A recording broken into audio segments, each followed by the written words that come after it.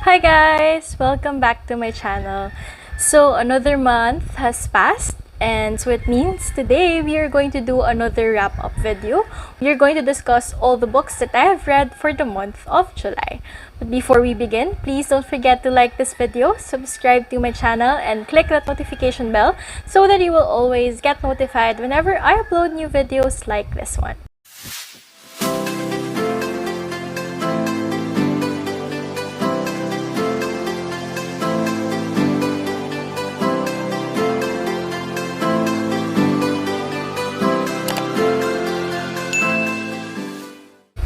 So, let's start. Okay. So, just a recap of my statistics. So, my Goodreads goal for the year is a total of 52 books. So, my initial goal was really to read one book a month. But with the 5 books that I have read for the month of July, I already read a total of 49 books for the year. Ayan. So, I'm pretty sure that I'll be able to reach my Goodreads goal. 3 books na lang and I'll be reaching 52. But ayan. Okay, so let's start discussing the books that I've read for the month of July. So for the first books that I've read for the month were to continue my read of the Shadow and Bone trilogy in the Grishaverse. So if you remember, I read the first book, which is Shadow and Bone, I think in March, kasi binili ko nauna yung collector's edition. But kakarating lang nung book set ko with Siege and Storm and Ruin and Rising. So ngayon ko lang nabasa yung second book and third book in the Shadow and Bone trilogy. Ayan, so actually, I was really surprised that I really liked itong Shadow and Bone trilogy. And they say, I've been reading a lot of things na sabi nila they didn't like the Shadow and Bone trilogy kasi this is a debut trilogy ni Lee Bardugo, and parang sabi nila very young yung dating ng story, very YA talaga siya. And it's really, yes, it's YA, and it's really more on the coming of age story ng main characters natin na si Alina and Mal. But I really enjoyed it. Here in Siege and Storm, second book, and here in Ruin, and itong third book, Ruin and Rising. This is my favorite book in the trilogy, and I really liked it kasi nakita ko talaga yung entire arc ni Alina and ni Mal, and of course all the other characters. And the ending, I've read a lot of also bad reviews about it, saying na they didn't like the ending, but for me, it was a fitting close and conclusion to all these all the questions that you have in my mind, and at the end I think that was a fitting ending for this trilogy. And of course I super liked it, but of course the plot isn't very unique, or it's not like as mind-boggling as Brandon Sanderson's Mistborn trilogy. It's not that, but I enjoyed it. My enjoyment level for this was really good, and I must say yung ending, yung twist in the end, I wasn't really able to predict that, so I think I was very much surprised na yun yung nangyari at the end. But overall, I really loved it, and I was happy that I was able to read and enjoy the Shadow and Bone trilogy.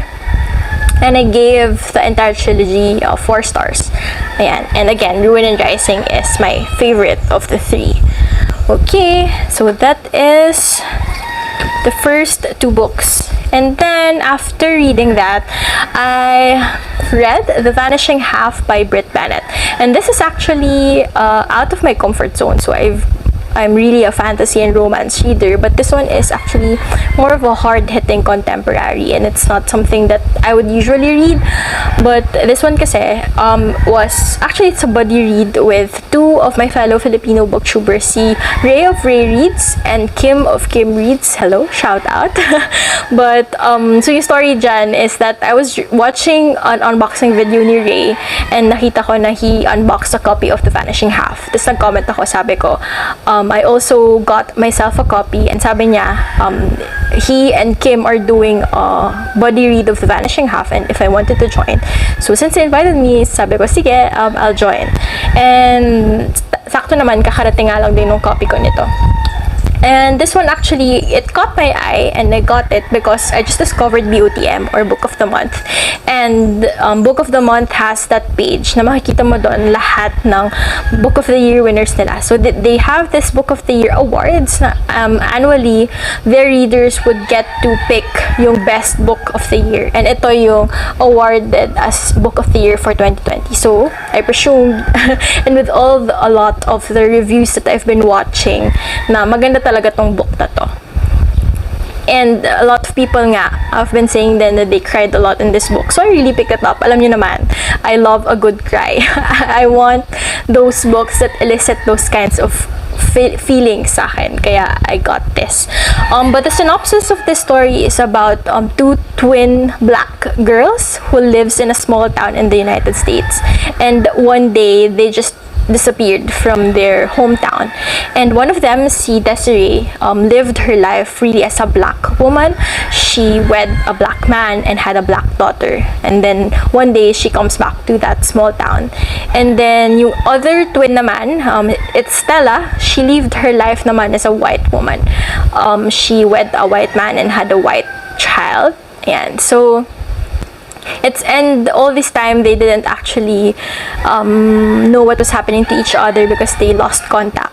And this book is really more on that journey na parang will they of their separate lives, what happened, and will they get to see each other again, and will their lives intertwine once more. So ito talaga yun yung story niya. But after reading this, for me, I didn't understand why it was hyped that way. Siguro lang, for me, I wasn't invested in the story of Stella and Desiree. And kasi yung book is more on mostly building up to the ending. If makikita ba sila and what will happen if that happens. And when I read the ending, parang it was very underwhelming and anticlimactic for me. Parang all that build up and then parang, okay, yung question ko was, yun na yun? Yun na yung nangyari. So, I think, hindi lang siya for me. And hindi na-elicit yung feelings ko of crying or like deep attachment to the characters with this one. But I think a lot of people really liked it because it discusses a lot of difficult themes like racism, sexuality, and also it really makes you see yung mga different repercussions of decisions that you make in life. Yun. So I think that's why a lot of people also like it. But yun nga, for me, I didn't like it as much. So in the end, I gave this book 3 stars. Ayan. And then, after reading The Vanishing Half, I then went on with my read of the Grishaverse. So, after reading the Shadow and Bone trilogy, I then proceeded to the next 2 books, which is The Six of Crows and The Crooked Kingdom, also from Lee Bardugo, set in the same Grishaverse. And if you can see, I got my collector's edition copies. Ayan, they're so pretty, right? So, ito, Six of Crows, it has red foiling and red sprayed edges. And itong Crooked Kingdom has gold foiling and black sprayed edges. And if you're wondering, and if you also want to get this for yourself, I got the 2 of them from Bookscapades. I'll leave the link to their Facebook and Instagram account down in the description box below so that you can also check them out and order these very pretty books. Ganda. I'm a sucker for mga foiling and mga sprayed edges, so this is a very pretty addition to my collection. Thank you, Bookscapades. So, enough with the commercial. Back to the story. So, yeah. So, when I was getting into this is a very hype book. And talagang, in the Grishaverse, parang ito talaga yung super a lot of people like. Itong Six of Crows and Crooked Kingdom. And ito talaga yung sabi nga nila, you can actually skip Shadow and Bone trilogy and then go straight to this. But for me, well, since I enjoyed Shadow and Bone, I would really recommend that you read first through Shadow and Bone before getting into this. Because, well, technically, you can go straight to this. But there are a lot of references made to people in Shadow and Bone and also happenings in Shadow and Bone that you will only get and appreciate if you've read the Shadow and Bone trilogy. But it really depends on you. But I would highly suggest that you read the Shadow and Bone trilogy because, guys, maganda naman siya. But with this, Six of Crows, I really had high expectations coming into this. But I really love the characters, of course. Kaz, Inej, Nina, Matthias, Jasper, and Wylan. All of them are really very likable. Well, I like them, but ito kasing mga to, this are, all of them are para mga thieves, mga swindlers, mga con artists in Ketterdam, in yun. And you are dropped into the story na yun na sila lahat. Parang, ano na sila, mga thugs na sila, mga street thieves na sila. But as you go along with the story, as the story unfolds, you get yung backstory nila. Why they came to be who they are now, and as parang these really are morally gray characters, and parang if makikilala mo sila in real life, parang hindi mo sila gugustuhin maging friends for the things that they do, but once, dahil nga yung story, it really gives you a sense of, it really gives you their background, bakit sila naging ganito, all the pains, all the traumas that they had in the past. You are able to understand where they're coming from, and parang you were able to empathize with them. That's why you're able to love them that much. Ayan. And dito, Six of Crows was really more of a heist book, heist novel. They were preparing for this big heist. Pero most of that, the actual heist really happens dito sa parang last one-third of the book. And yung first parts would really be really knowing the different characters and their different dynamics and how they work together. Ayan. And also, these two books, it really, of course, that all the characters are morally gray kasi nga, they're mga thieves and bandits, ganyan. But aside from that, it really discusses a lot of difficult themes as well, like trauma or handicap, also mga prostitution, and basta yung mga ganong themes is also present in this book. So it's a YA book, but more adult themes than yun na discuss, which is I like. And ayun, so overall, I liked the story. I really liked all the characters. I empathized with them so much, and in the end, I was just really rooting for them, and I really just want them to be happy. Yun lang, parang yun yung, at the end of this, I just want them to be happy. Yun lang yung thoughts ko about it.